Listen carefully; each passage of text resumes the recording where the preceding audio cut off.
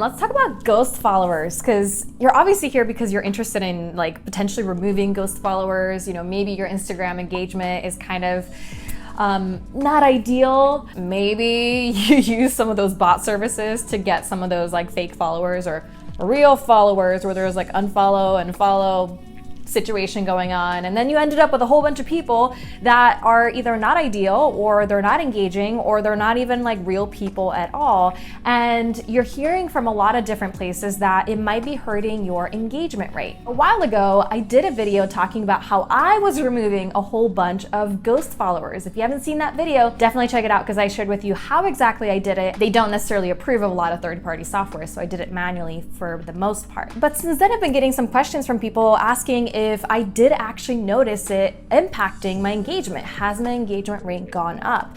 Am I seeing more story views? Am I getting more likes? And so on and so forth. So in this video, I'm going to share with you what I really think. Should you actually remove ghost followers from your Instagram? And did I see a difference in my engagement rate? And the answer might surprise you. So if that's interesting, you definitely stick around and let me know in the comments if you have already removed some ghost followers from your account, or if you're still thinking about it, just so I know where you are at. And of course, if you want more marketing and business videos, definitely make sure that you hit that subscribe button and put the notification bell on, because my goal is to help you as much as I can to grow your business this year so you can actually make an impact and make more money with your brand. Let's talk about ghost followers. In case you don't know what ghost followers are, they basically are like fake or inactive accounts where Instagram will basically identify those, or third-party softwares will identify them by, you know, it's not a real account, it's been abandoned. So, you know, someone creates an account, they never log into it, or somebody that isn't engaging with your content at all. So they followed you,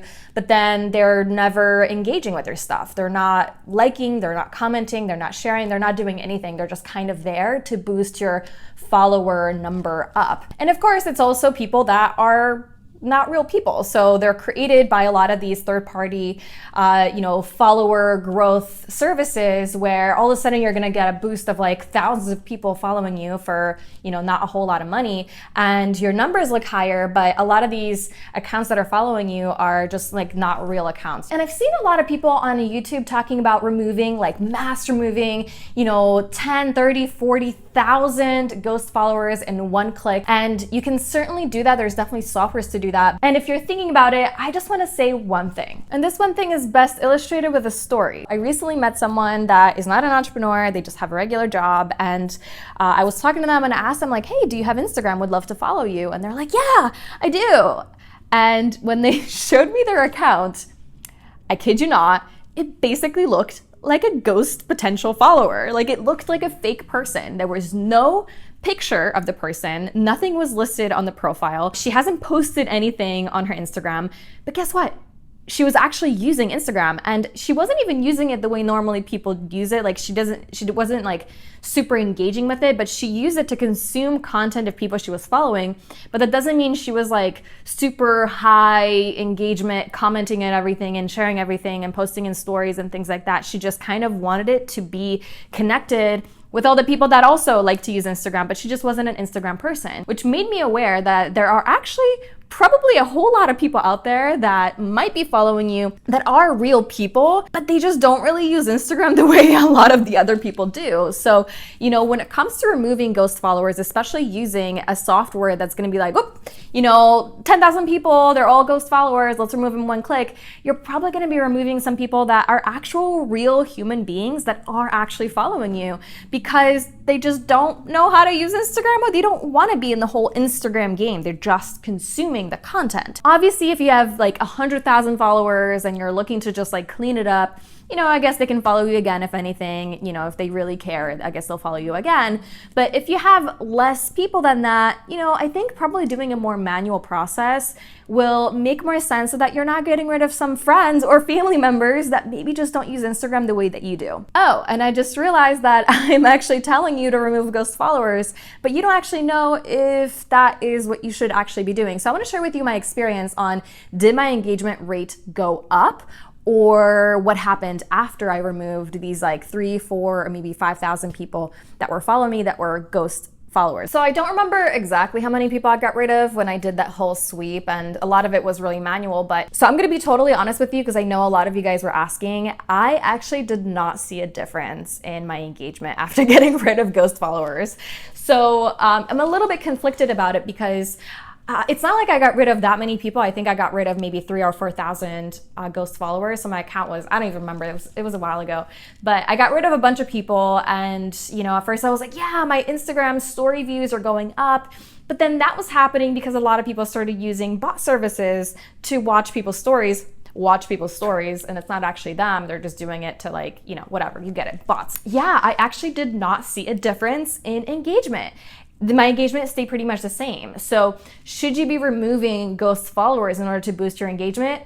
I don't know, right? Because I didn't see a difference, and you might see a difference depending on how many ghost followers you have, but it was clear to me as I was doing the sweep that I didn't have that many ghost followers. I mean, maybe I got rid of 3,000. Now that I've been growing more organically, I'm at a little bit over 6,000, and you know, my engagement is still kind of the same, so I know I'm not showing up in people's algorithms and the feeds as much as I probably could be, and I don't know why that's happening. I'm still, you know, doing my best to really nail down like how Instagram is shifting and really what's going on.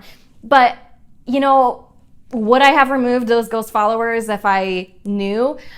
Well, probably, because I actually want to know exactly who's there because they want to follow me and who's there because they're, you know, a fake person. But would I be spending hours of my time deleting all these ghost followers not to see a difference in my engagement?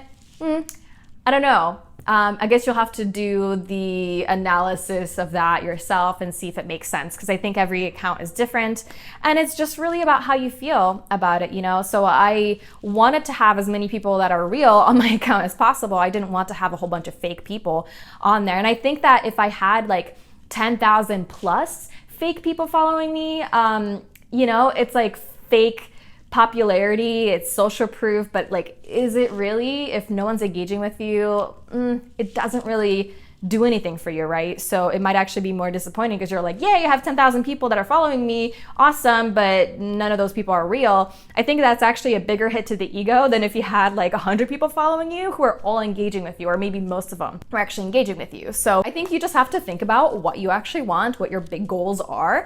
I like to go and err on the side of integrity personally, but I know everybody's different, so it's gonna be really up to you if you're willing to put the time and effort to make it cleaner for you.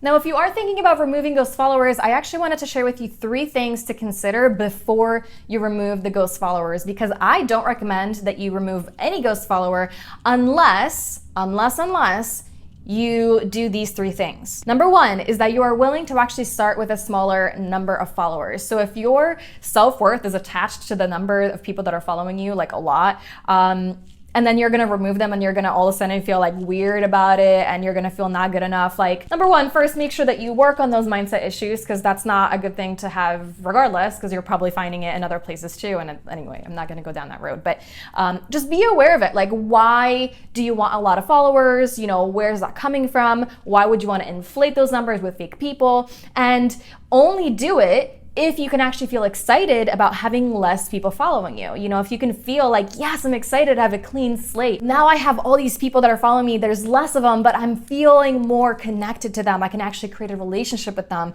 and feel like I might actually show up in their feed because I'm going to do a lot more to make that possible. So unless you're willing to do that, that's number 1. Don't remove your ghost followers because you might not be ready for that. Number 2 is, don't remove your ghost followers unless you already have a plan of how you're gonna build up more people to join your account or follow your account in an integrity-based way, right? So value-based, organic, or paid, it doesn't even matter if you're paying for these people to show up because of ads or if you're doing it organically. You know, if you really care about having a lot of people following you on Instagram, well, make sure that you have a solid plan or you're working with someone that can help you to grow that follower base in ways that is actually going to be sustainable and filled with real people. And 3, you're not gonna buy more fake followers. Because what's the point of cleaning up your Instagram of fake followers if a couple months down the road you're gonna be like, actually, yeah, I want more people. I want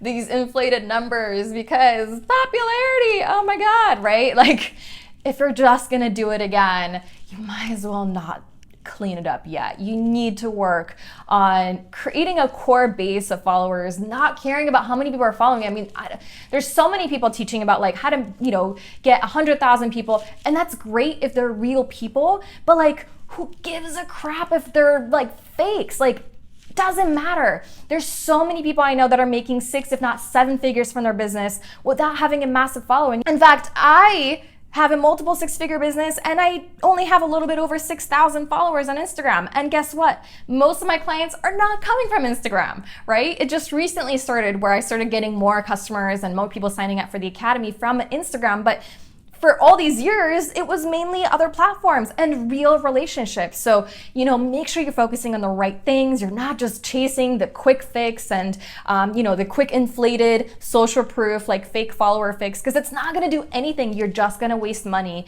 and it's not going to solve what you actually want, which is more sales or more confidence with yourself and more feelings of actual self-worth that you can be truly successful. You can have an amazing business. You can feel great about yourself without having a gazillion people following you, especially if most of them are not real people. And look, I get it. You know, everybody wants to feel popular. You know, it's a core desire for humans to feel connected, to feel desired, to feel liked. And, you know, Instagram is an easy way for us to potentially feel some of those things or pretend like we're those things in front of other people. So I totally understand where that desire comes from to inflate your numbers, but the more you start working on yourself and the more you actually focus on the right things, the more you're going to see true satisfaction and true fulfillment from your business in a way that is not really dependent on how gigantic your audience is. You can actually be really powerfully growing with just a normal size or smaller size audience as well. And if this is helpful, hopefully it is.